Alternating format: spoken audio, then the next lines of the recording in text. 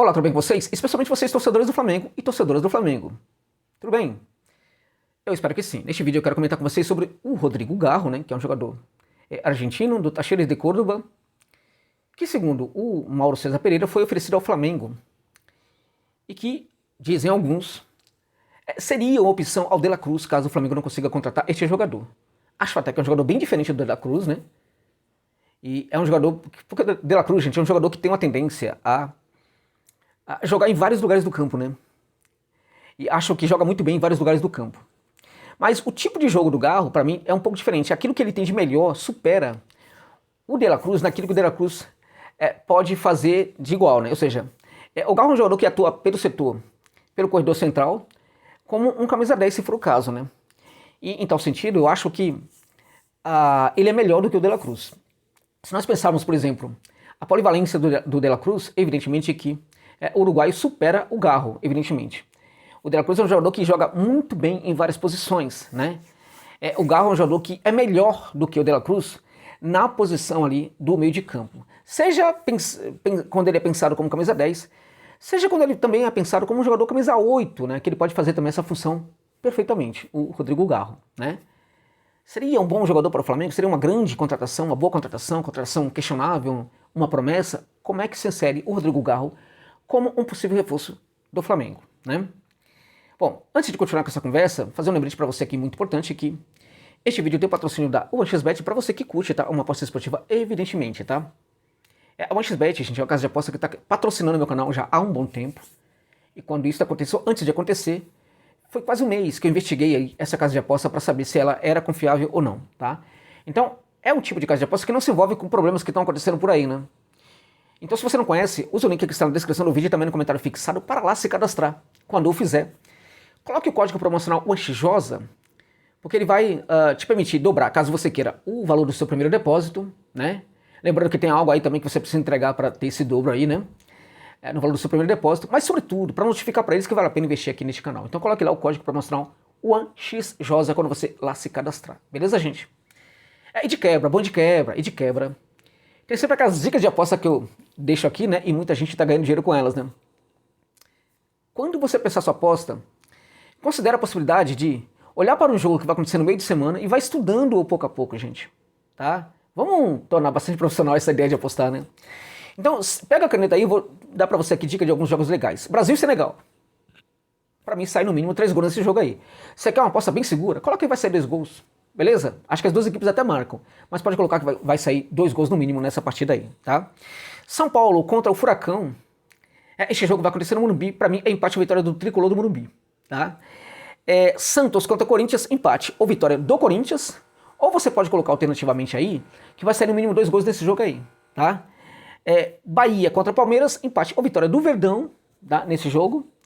Se você quiser arriscar um pouco mais, pode colocar a vitória do Verdão, mas eu acho que é empate ou vitória do Verdão. E tem até o jogo do Cruzeiro contra o Fortaleza, que eu acho que é um jogo que, assim, não vai sair mais de 3 gols, por exemplo. Essa seria a minha dica. Não sai mais de 3 gols nessa partida entre Cruzeiro e Fortaleza, que vai acontecer em Minas Gerais na quarta-feira. Beleza, meus amigos? Então fica a dica aí pra você apostar, ok? Vamos lá, Rodrigo Garro, ele tem 25 anos, jogador do Talleres de Córdoba da Argentina, que segundo o Mauro César foi oferecido ao Flamengo e que o Brás estaria aí pensando na possibilidade de ir atrás desse jogador, caso não dê certo aí com o De La Cruz, né? Bem, gente, o Garro é um jogador, quando eu penso nesse atleta, eu lembro sempre do Everton Ribeiro. É um jogador que pode perfeitamente atuar naquele setor do Everton Ribeiro. Ele é um jogador canhoto, né? Como o Everton Ribeiro, e que faz esse trabalho de fazer esse corte assim para dentro, que permite, abre muito espaço para o jogador do lado de campo, né, fazer essa ultrapassagem, né?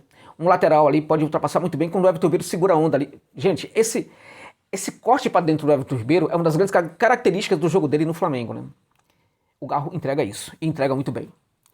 O Garro é um jogador que também pode atuar, pode ser colocado como um camisa 10 pelo corredor central, e nesse sentido ele pode até mesmo ser um substituto do Arrascaeta, embora, na minha opinião, o Arrascaeta é mais agudo, o Arrascaeta pisa muito mais na área do que o Garro, mas o Garro também faz isso aí, menos do que o Arrasca, mas também faz, e faz muito bem, porque geralmente é um jogador que calcula muito, né, as suas ações dentro de campo. Quando ele vai subir e vai pisar na área, ele considera muito esse tipo de coisa, né? Ele vai muito na boa, né? Quando ele vai, por exemplo, jogar numa posição diferente, ele se desloca no campo para um outro setor, é como se ele calculasse muito bem o custo desse novo posicionamento aí, né? É como se ele olhasse, analisasse, pensasse, tudo em fração de segundos, evidentemente, né?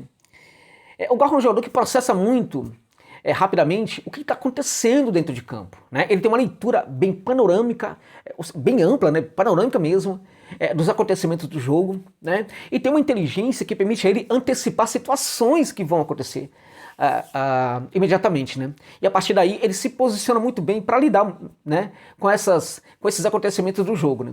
Então, nesse sentido, é um jogador que tem muito protagonismo, né, e muita inteligência, porque em geral as coisas vão acontecer e ele já se apresenta no espaço para ser um ator protagonista aí dessa jogada que vai acontecer. Ou seja, é um jogador que tem realmente um entendimento muito bacana do jogo, né, muito amplo do jogo, e um jogador inteligente dentro de campo. É um jogador que está pensando no que está acontecendo, e é um jogador que também está pensando ao mesmo tempo naquilo que pode acontecer dentro de campo. O que mais é interessante nesse jogador? O passe. O passe dele é muito qualificado, né? É um passe longo e curto, muito bom.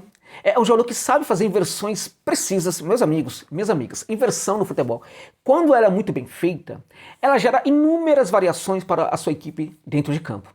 E o Garro é um jogador que sabe fazer essas inversões. Algo muito importante da inversão no jogo é o time, gente, o momento certo de fazê-la.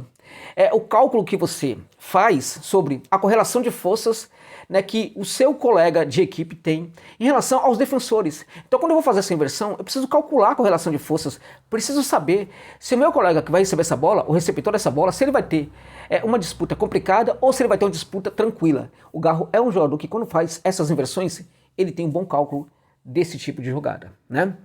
Bom, é um jogador que, quanto à velocidade, é um jogador que tem uma velocidade, na minha opinião, questionável. Alguns falam que ele é muito veloz, outros falam que ele não tem tanta velocidade assim. Na minha opinião, ele não é um jogador veloz, mas também não é um jogador lento, né? É o meio termo disso daí. Agora, também é pouco importante ser um jogador tão rápido assim, até porque o Flamengo não é uma equipe que costuma jogar no contra-ataque. Longe disso, o Flamengo é uma equipe que tende a trabalhar muito com a bola e ali no terço final. No que evoluiu o Rodrigo Garro, ele evoluiu muito nessa questão, por exemplo, do jogo sem a bola, algo que, na minha opinião, era muito ruim no futebol dele e que melhorou demais, e acho que é em virtude desse ponto que hoje ele é um jogador, sim, bem justificável para ser contratado pelo Flamengo. Tinha uma dificuldade para trabalhar sem a bola, para se posicionar sem a bola, não sabia atacar muito bem os espaços sem a bola, e isto foi, na minha opinião, aquilo em que ele mais evoluiu, né? Em que ele mais teve evolução aí na última temporada. O passe dele não está muito barato, né? Mas eu diria para você que os valores que você vai encontrar no site de precificação, geralmente esses valores aí nem sempre condizem com a realidade, né? É mais um indicativo ali. Mas eu acho que os valores são parecidos mesmo, os valores reais hoje são parecidos. Só que eu calculo um pouco menos, eu calculo em torno aí de 3,4 a 3,8 milhões de dólares, né? Então, eu acho que esse valor é um valor que o Flamengo consegue realmente pagar, né? Um valor bem abaixo de outros jogadores que o Flamengo pensava em contratar, bem abaixo mesmo, e acho que é um jogador que pode entregar muito custo-benefício para o Mengão. Gente, tudo em teoria, né? Porque o jogador pode chegar e pode perfeitamente não se adaptar, pode chegar e não jogar muito bem. Mas, em teoria, pelo que ele joga, pelas características do jogo do Garro, ele sim é um jogador muito indicável para o Flamengo contratar, na minha opinião. Maduro, né, para a idade de 25 anos, né? Joga com certa elegância, segura essa bola e dá cadência para a equipe quando é necessário, segura essa bola e solta, fazendo um passe quando ele percebe que o deslocamento do seu companheiro ali permite esse passe. Se for preciso, eu seguro um pouco a onda. E aí, quando eu percebo que tem condição de fazer esse passe, eu faço esse passe. Apesar de que, na maior parte do tempo, ele fica pouco com essa bola, porque ele sempre entendeu, né? Ele entende, né, na verdade, né, que o melhor para o futebol da sua equipe é que essa bola circule o mais rápido possível, né? Então, e isto pode acontecer não necessariamente pela condução, mas pelo passe. Então, o Garro é um jogador de uma certa qualidade aí bastante inquestionável no momento, né? Na questão do passe, do deslocamento, no ataque aos espaços, na capacidade de jogar em espaços reduzidos, né? E na associação que ele consegue gerar ali no terço final. Então, nesse sentido, como eu disse, para mim é um jogador muito indicável hoje para o Flamengo contratar. Pelo menos em teoria, né?